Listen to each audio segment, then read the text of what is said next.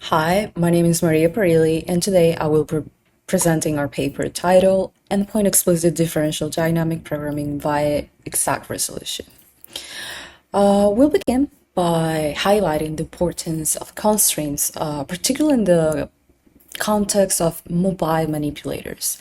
For systems that rely on propellers for locomotion, such as drones or aerial manipulators, non-holonomic constraints are influenced by the configuration of the propellers.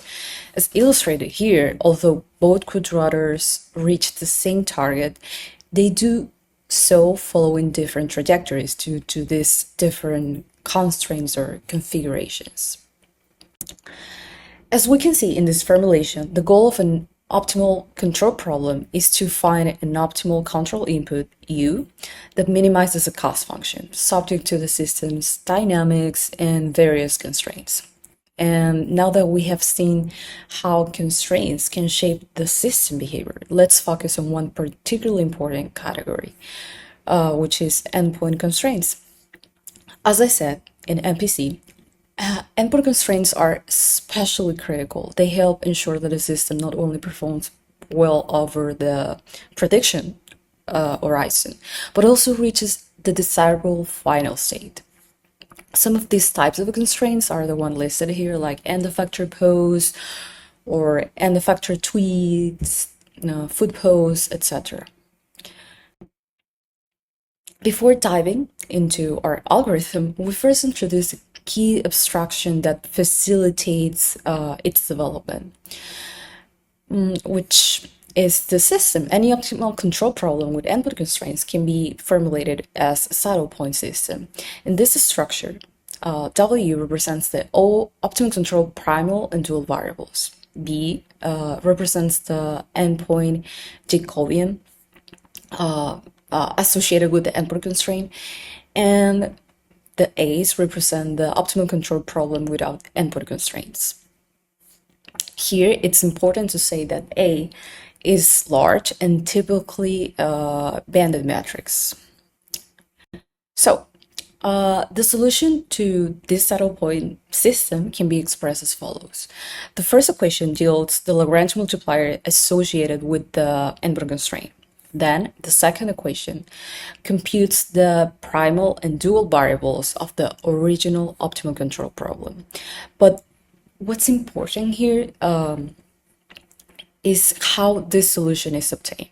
It involves running two recursive recursions with different initializations. One that accounts for the influence of the endpoint constraint, and one that handles the rest of the problem structure. So our algorithm solves the problem in three main steps. First, we compute the search direction for the endpoint independent part of the problem using a recursive recursion. Next, we perform a second recursive recursion, but which is associated with the endpoint dependent search direction. It is important to say that this second recursive recursion, in this second step, we actually reuse the first recursive recursion, which makes this process highly efficient. Finally, we solve the endpoint multiplier, which is essential for determining the full search direction.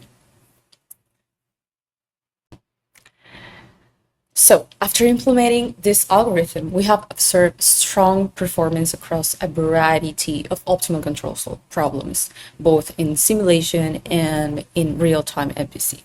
The key advantage lies in how the algorithm balances two competing goals, right? The reducing endpoint invisibility and minimizing the overall cost.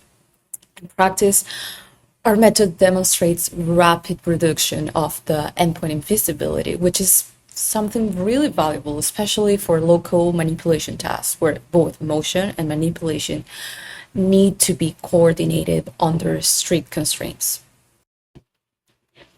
To wrap up, here are the key takeaways from our work. First is that the endpoint constraints can be handled efficiently by exploiting the particular structure of OC solvers.